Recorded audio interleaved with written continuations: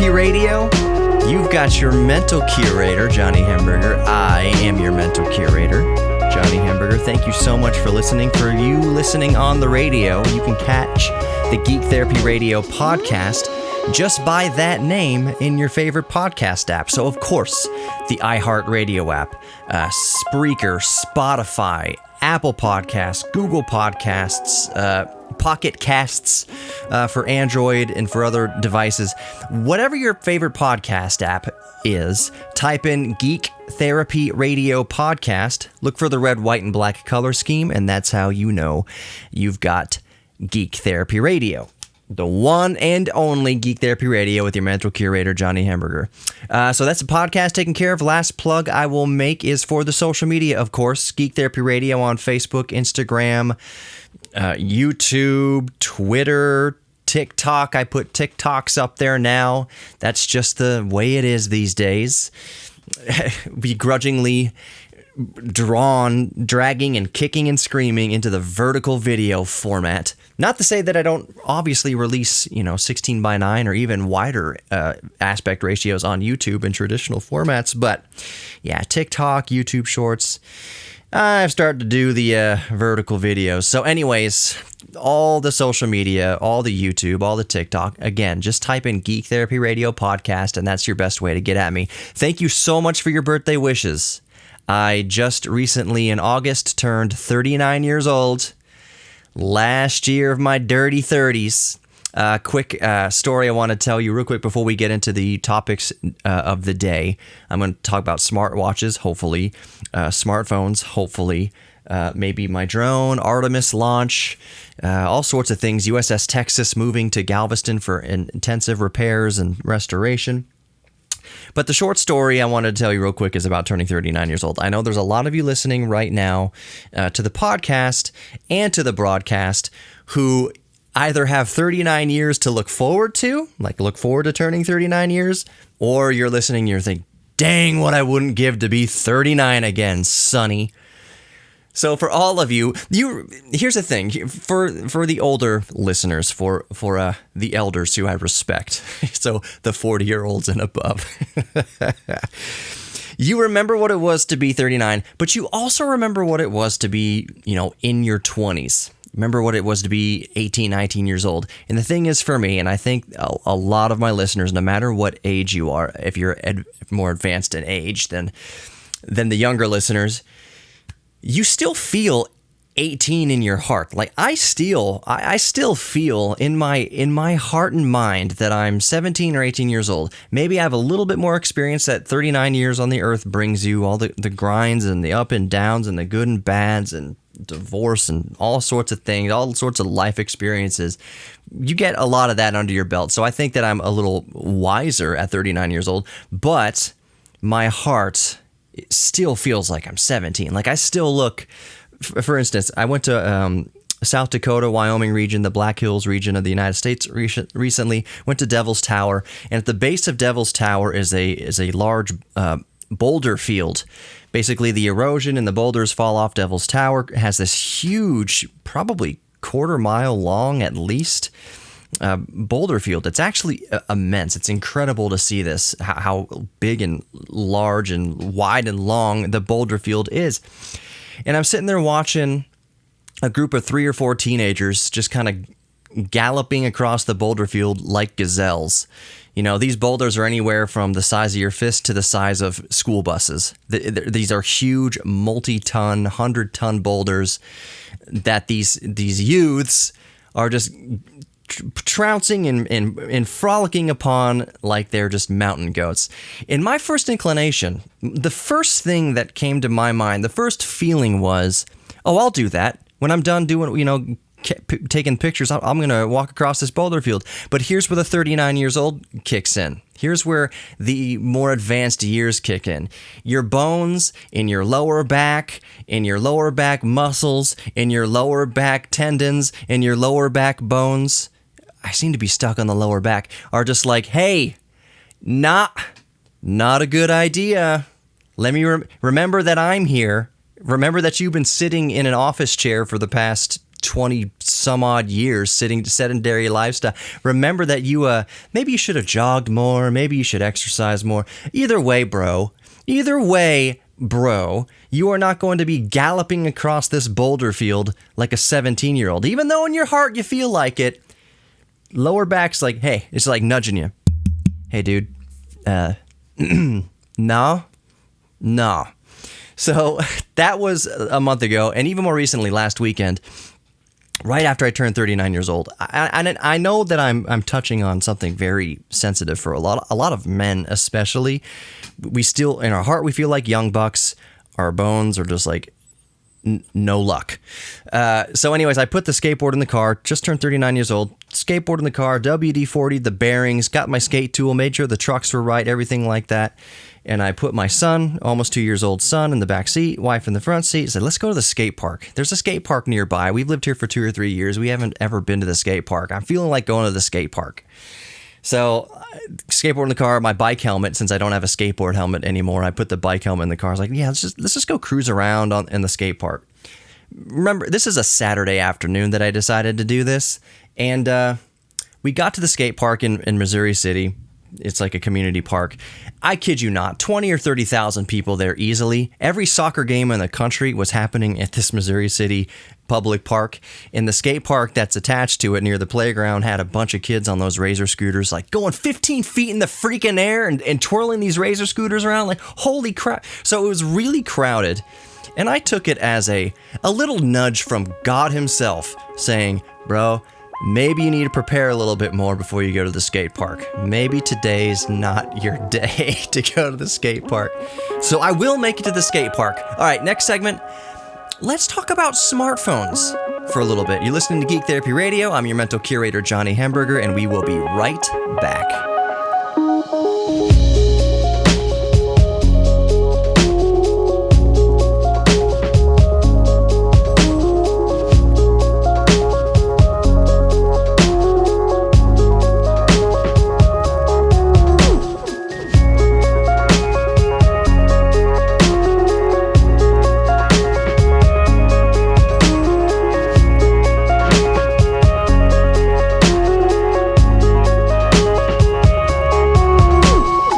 Welcome back to Geek Therapy Radio. You've got your mental curator, Johnny Hamburger. GeekTherapyRadio.com to get in direct contact with me, or all the social media. Twitter is a really good way to get into instant touch with me. Geek Therapy Radio podcast on Twitter, Facebook, YouTube, TikTok, just all the social media. Type in Geek Therapy Radio podcast. Look for the red, white, and black color scheme, and that's me. Same thing for your favorite podcast apps. Google Podcasts, Apple Podcast, of course, the iHeartRadio app, Spotify, whatever you want to listen to the podcast with. Geek Therapy Radio podcast. Look for the red, white, and black color scheme, and that's me. All right, at the end of the last segment, I teased that we would get into talking about smartphones for a little bit. So those of you who are longtime listeners of Geek Therapy Radio, I have mentioned time and time again that while I think the actual technology of smartphones, like what smartphones represent, is an incredible achievement in the progress of human technology and of computation, of video, of camera, like it all comes together. It really is an all-in-one device that has replaced so many things in your life. It's all in your pocket. You have instant access to all of human knowledge, but has that made us any smarter? No! In fact, misinformation is at an all-time high. It is a real human struggle. 90% of what you listen to on any radio station or coming out of any TV program or on any social media site is riddled and laced and pocked and bored out and holed like Swiss cheese with misinformation. And I'm not saying that. I'm not telling you turn off the radio. Absolutely not. I'm broadcasting to you on the radio. And I don't mean to get on this tangent, but I'm just telling you, TV, radio, social media, if you're getting all of your information from one source or one particularly biased source, either left or right, you are not getting the complete picture. You are getting an incomplete understanding of the social issues of the day, of the news of the day, of socioeconomic issues, of energy issues, of any sort of issue of the day. If you are getting all your information from one left or right-leaning source, and that's it, suffice to say you know 10% of it. You know 10% of the story, and you're making your judgments and your opinions and your whole worldview based on emotion and only 10% of the facts. Just put that into your brains that if you spend all day listening to the radio, all day listening to the TV, all day on your smartphone, doom scrolling through Facebook and Twitter and such, that your view of the world is by its very nature flawed and incomplete. Rant over. Smartphones. Back to the technology of smartphones. The reason I went off on that rant is that when Steve Jobs introduced the iPhone way back around 2007, 2008-ish, we had no idea the implications it would have for humanity. Without the smartphone, you would not have Facebook as you know it. You would not have social media as you know it. A device that people can be on all day, every day, scrolling and consuming the wrong information from highly biased sources. It's not, in that regard, it's not great. But the technology of it is very fascinating. And the rant coming all the way back around to my opinion of smartphones is that the technology is very cool and very fascinating. But for smartphones themselves don't excite me. Because to me, smartphone technology is kind of plateaued. Yes, cameras incrementally get better and better, and processors get a little faster, which is kind of a cat and mouse chase, trying to run after your own tail with software getting bigger and more demanding. It's just kind of, you need more power to run the bloated software. The bloated software gets more bloated. You need more power, but you could just have any really efficiently coded software and you wouldn't really need to have any extra power. That's all fine and dandy. And that's all that I'm saying is that smartphones are kind of plateaued. So what I mean by that is this. If your smartphone is 5 years old, maybe a little older, you're fine. I have a Samsung Galaxy Note 9, and it is every bit as useful and functional as the newest Samsung S22. It's every bit as useful as a new iPhone 13. If you have an iPhone, let's say you have an iPhone 12, and you're thinking about getting the iPhone 14 when it comes out, there's not $1,000 of difference. That's all I'm getting at. Between a 3, 4, 5-year-old device and a brand new device, there is just functionally and usability-wise, there's almost zero difference between my Galaxy Note 9 from 2018, I think it came out, and the S22 that's come out, I think, this year in 2022. There's not $1,000 of difference. There's not a reason for me to go out and spend $1,300 on a new S22, Galaxy S22, because there's just not $1,300 of difference between that and my Note 9. So smartphones, obviously by my passion about this and my butthurt about it all, don't impress me much. Don't impress me much. Shania Twain song? All right, am I dating myself? I just did turn 39 years old. So I'm about to cuck myself a little bit. I am in the market for another smartphone. I am perusing the Amazons and the Micro Centers and the reviews and the blogs and the posts and the videos about a possible successor to my Galaxy Note 9. And here's my reasoning. I just spent the last few minutes going off on a rant tangent, but also telling you how unimpressive smartphones are to me as far as year-to-year changes. What's got me looking at the idea of a new smartphone isn't that I need one necessarily. It isn't that a new, like an S22 or iPhone 14, whatever's going to come out next. It isn't that it has something that I'm just like, oh wow, that's a game changer feature that I definitely need to sell my 5-year-old smartphone for and get this brand new one. There's nothing like that. But out of necessity, out of strong desire, there is one smartphone in particular, and this would help shape what I'm talking about a little bit more, to tell you the smartphone that I'm heavily leaning towards. The Sony Xperia Sony Xperia 1 Mark IV. Sony sucks at naming their devices. Sucks. Do you hear that, FCC? Sucks. Can I say sucks 4 times in a row? Just did. Sucks 5 times. They suck at names changing. 6 times. So the Sony Xperia 1 Mark IV, and the reason why I'm leaning towards that is my job. I work for the Houston Museum of Natural Science. I am the YouTube manager, one of the videographers. I do a whole lot more with cameras now. You remember, if you're been listening to the show for a while, my most recent camera purchase, standalone camera, mirrorless camera purchase, was the Panasonic Lumix S5, which is an exceptional camera, exceptional at video and exceptional at photos as well. But I use it mainly for video. It can record at up to 5.9K.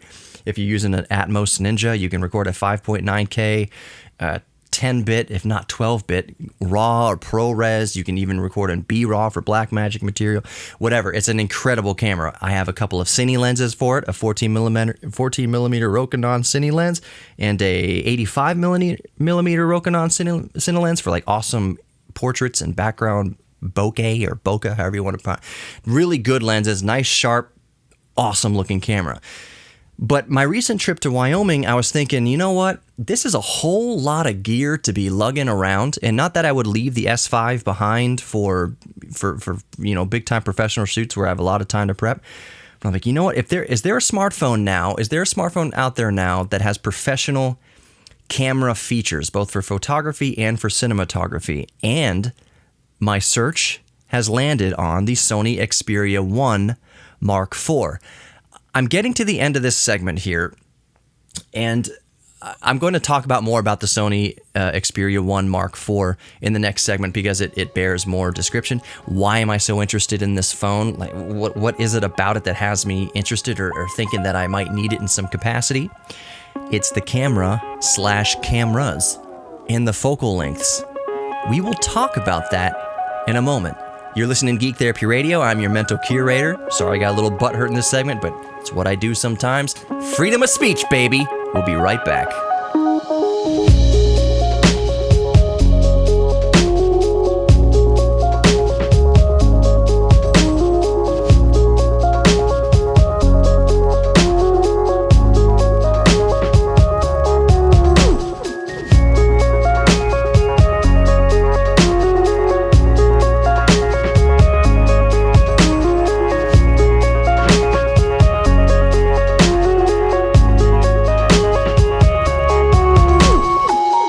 Welcome back. Can't even talk. Welcome back to Geek Therapy Radio. You got your mental curator, Johnny Hamburger. I just got done wolfing down some chicken wings. You know, something that Ramon Robles, who is one of the first people to teach me radio, way back in 2009 when I first started at 790 KBME, doing Astros games and such, and doing the Charlie Palillo show. Remember Charlie Palillo? Oh, God bless Charlie Palillo. I miss Charlie. When I got my first start in radio, 4 p.m. shift, that's what I did, 790. I cut my teeth on the Charlie Palillo radio show. Oh, man. Memories. But I don't know, I got off on this tangent. Oh, yeah, buffalo wings. I just got done eating buffalo wings, and something that Ramon and especially Ramon, maybe Michael Berry likes to bring this up sometimes, but they always kind of ask the question, or Ramon does at least on Twitter he does. Bone in or bone out? Does that make you a real man if you eat boneless chicken wings? What do you think? Is it not that you got to test manliness against anybody else, or that, it's so unwoke? Oh, that's unwoke of me to say. But you don't need to prove yourself with bones in or bone out chicken wings. I prefer bone in chicken wings, and I just got done munching on bone in chicken wings. Buffalo sauce, hot buffalo sauce, and they were delicious, and that's why I stumbled over my words at the beginning, because I had just swallowed a beautiful, nice piece of buffalo chicken. Now, here's the thing. Bone-in chicken wings, bone-out chicken wings, and I promise I'll talk about the Sony Xperia 1 Mark IV here in a moment. You can Twitter poll all you want, bone-in or bone-out. It's not like you're going to see a bowl of boneless chicken wings there, covered in just delicious buffalo sauce with just the right amount of heat to it, just out of the oven. The inside of that chicken is like a perfect 165 degrees. There's a little bit of steam coming off of it. It was prepared by one of the best chefs in Houston. It's just amazing chicken wings that happen to be boneless. You're gonna eat them. You're gonna eat those boneless buffalo wings. You're just gonna. There's nobody who answers a Twitter poll, I prefer bone in, is gonna turn down delicious boneless buffalo wings. They're just not gonna do it. I know I wouldn't do it. I'll say, yeah, I prefer bone in, but I will stuff my face with bone in. That just means you can eat them faster. You're not gonna worry about a bone in there. Anyways, I digress. Maybe I should ask that on my own Twitter. Bone in or bone out buffalo wings, and then put a third option, vegan. Doesn't matter. No, I'm not going to try any tofu buffalo wings. No, thank you. Nothing against vegans or veganism or being a vegetarian, anything like that. Absolutely. I have nothing against it. Nothing against it. It's just there's no such thing as a meat substitute that tastes as good as real meat. There just isn't. Now, that said, the Impossible Burger, which is made from mostly eggplant, is awesome. It's as close as you can get. The Impossible Burger, you get at all sorts of restaurants. It's a meat substitute based on eggplant and stuff. It's actually really, really, really, really good. But do you know what is really, really, really, really better? Beef! So, anyway, Sony Xperia, if you're still listening, you haven't turned the dial now or gone to the next, listen to the Waveform podcast or something like that. Anyways, the Sony Xperia 1 Mark IV. Why is that the phone that I'm most leaning towards? Why has that tickled my fancy, so to speak, or got my geek antennas vibrating? The professional applications of the cameras. Basically, the Sony Xperia 1 Mark IV is a camera that Sony has put a phone on. It's a camera first, phone second. And in fact, if you watch any review or read any review about the Sony Xperia 1 IV, it's basically the reviewer saying, well, the cameras in here and the software for the cameras are exceptional. They're just the best out of any phone system available on planet Earth. It's basically like having a Sony Alpha, whatever, mirrorless camera, but attached to a smartphone. The features, the professional settings you can dial in, it's above and beyond. But they can't in good conscience recommend it to almost anybody because it's not user friendly for just somebody who wants to take their phone out of their pocket and snap a picture like you do with an iPhone or like you do with a Samsung Galaxy, whatever. The Xperia line of smartphones, the Xperia 1 Mark IV especially, is catered toward photographers and cinematographer professionals. That is, first and foremost, its main name of the game is exceptional video quality, exceptional photo quality, and above and beyond the settings you need to capture the best possible. It is not really a point and shoot, a smartphone, point and shoot camera phone. It is get a lot set up your ISO, set up your your shutter speeds, do the 180 rule, all sorts of things, all the settings you can do. I don't think it has variable aperture. That is one of the biggest drawbacks of smartphone cameras, by the way, just in a nutshell, just in a broad stroke here, is that you don't have adjustable aperture for the most part. There are some phones, probably, yes, that can adjust the aperture a little bit. And by a little bit, I mean by like between 1.4, if you're lucky, if you have a smartphone with 1.4 f-stop, that can go up to like 2.5 or something like that. You have maybe one stop of aperture to deal with in one like the best smartphones in the world that offer such a feature. So I'm just saying, in general, smartphone cameras, one of the reasons why they're just subpar to dedicated cameras and DSLRs and mirrorless cameras is that you can adjust aperture. So what draws me to the Xperia 1 Mark IV is that still there's really not any adjustable aperture, but you do have adjustable optical focal lengths. So off the top of my head, it's like a 3 or 4 camera system. I'm blanking out. I really should pull it up on my bottom screen here. Let me move Flight Simulator out of the way. I've got Flight Simulator streaming on my M1 MacBook Pro from my Asus G14 over my home network. That's how I play Flight Simulator 2020 on my MacBook.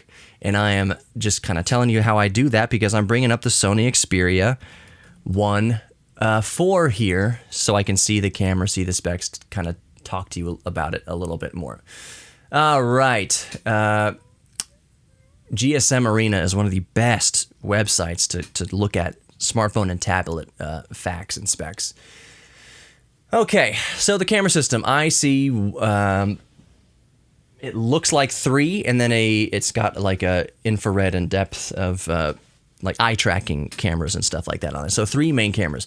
The focal lengths, I didn't know I get into the nitty gritty of this. The focal lengths. Can you just zoom? What is it with Mac what is the macro on Mac to let you zoom into web pages? Can somebody tell me that? I probably look at it off the air. I just realized I didn't know that.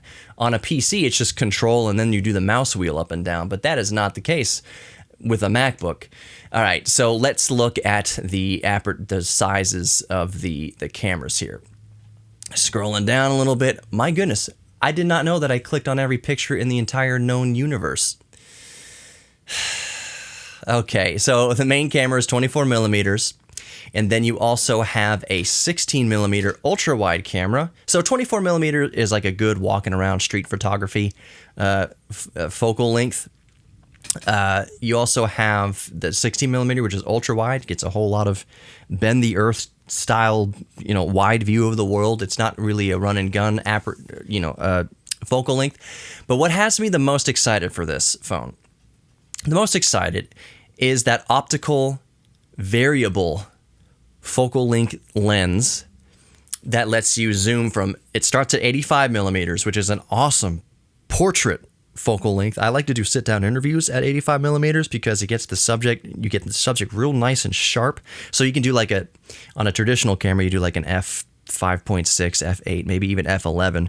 But with an 85 millimeter, you can do that aperture, but the focal length allows you to be at that aperture and still have a nice blurred background so that your subject can stick out from the background and really pop against the setting that they're in.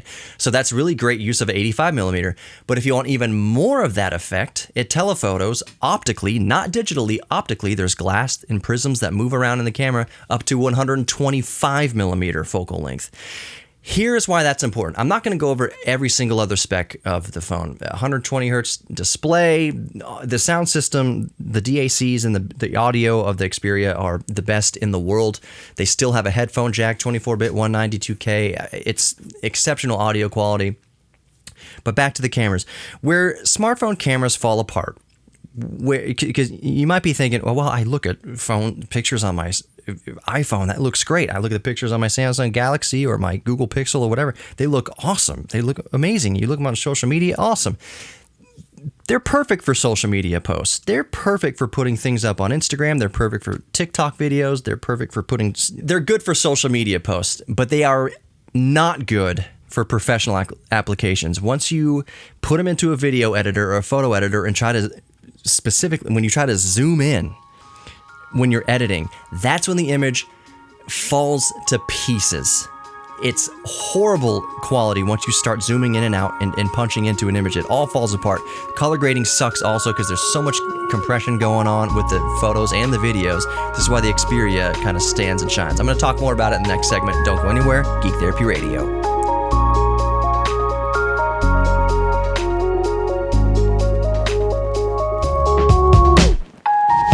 Welcome back to Geek Therapy Radio. You've got your mental curator, Johnny Hemberger.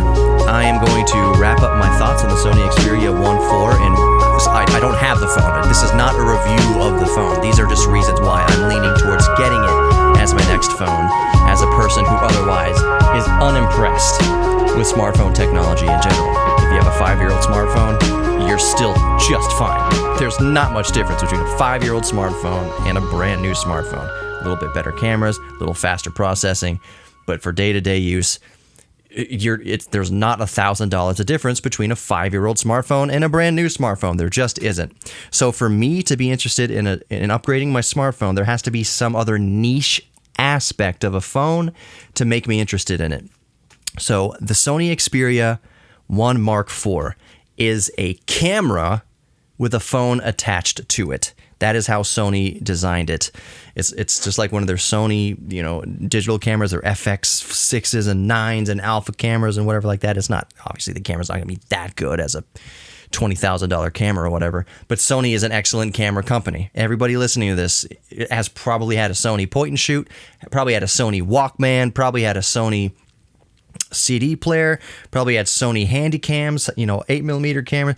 You've used a Sony device. Sony headphones. Sony obviously is one of the top gadget manufacturers in the world. They changed the world with the cassette Walkman.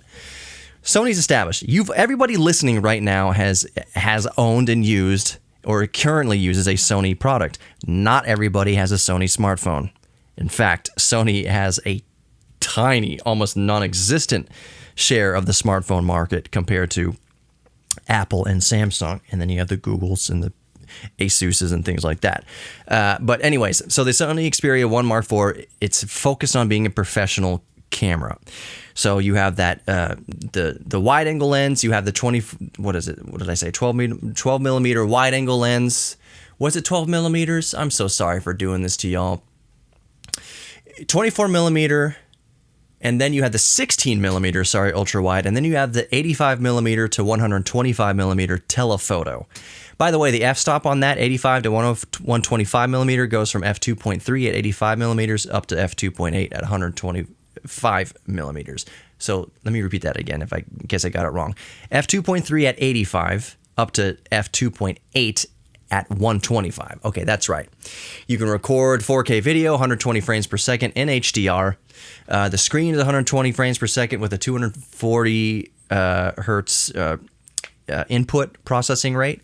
So the specs are awesome. The screen actually is HDR rated to, it doesn't say on here, but it's a 4K screen effectively. It's 1644 by 3840, which is overkill for a 6.5-inch display. Overkill for a 6.5-inch display. The chip inside of it, the processor, is the Snapdragon 8 Gen 1 with a 4nm process. It's got all the latest. The GPU is the Adreno 730. Latest and greatest everything. You know, it is just a flagship smartphone. It has the best processor available at the time and the best cameras. So I've been talking about the cameras quite a bit and why that has got me the most interested in the Sony Xperia 1 IV. It took too much digging, in my opinion, to find out this information. What I wanted to know as a professional videographer, cinematographer, whatever you want to call it, for the museum, that's what I'm paid to do. Does it have 10-bit? Can I record in 10-bit? And can I record relatively flat profiles that I can color grade later? Most importantly, the 10-bit. 10-bit is going to allow you a lot of headroom and leeway to shape the color and how the image looks. And yes, the Sony Xperia 1 Mark IV records in 10-bit. Now you might be thinking, Johnny, I've got an S22 in that, I don't know this for a fact, but it also can record in 10-bit. Maybe it can, maybe it can't. I don't know. I haven't checked. I don't have it right in front of me. But I know for a fact the Sony Xperia 1 Mark IV does record in 10-bit video, which is a boon for video editing. The other boon for video editing, it's not just that all these cameras use Zeiss optics.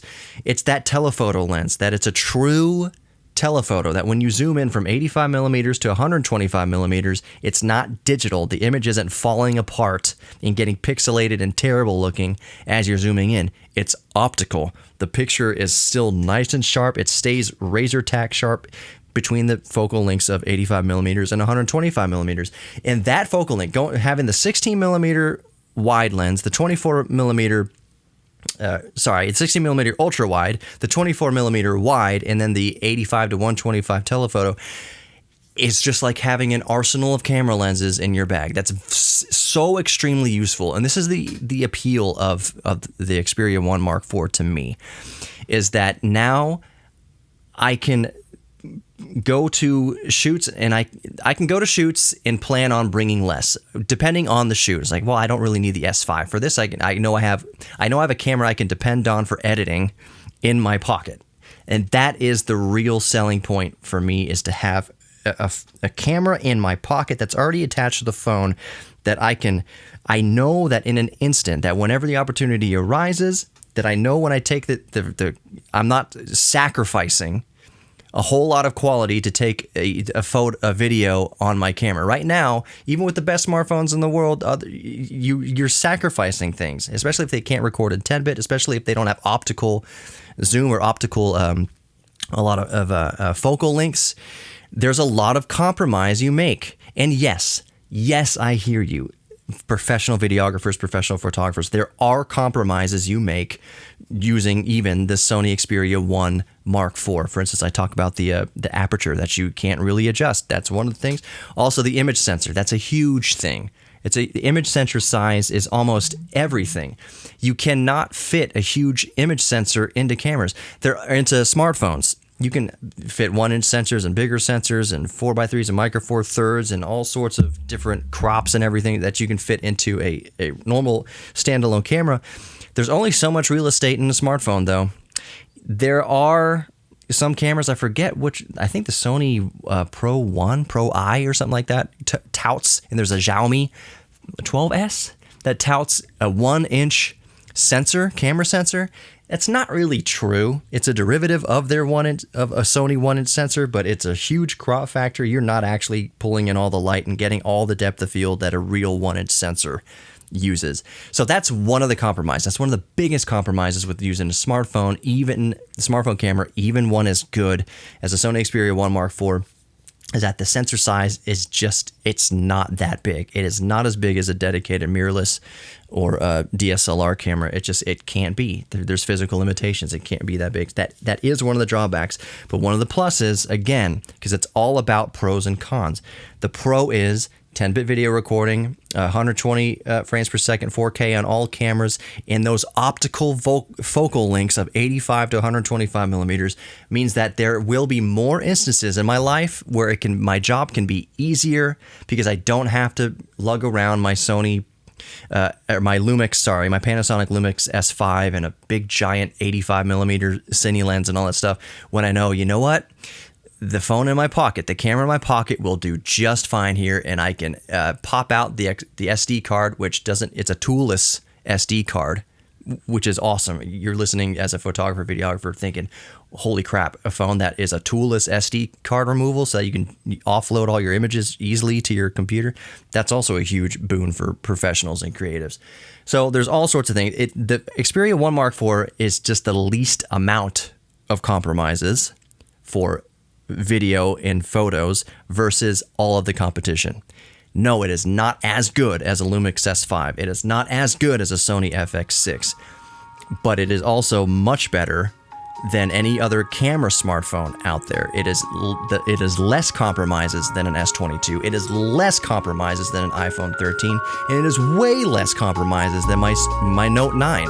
I will actively avoid using my Note 9, even though it takes awesome video stuff. I just know editing is going to be a nightmare and it's not going to hold up. You are worthy of love. Thank you for listening to Geek Therapy Radio, and I'll talk to you next time. Go Battleship Texas!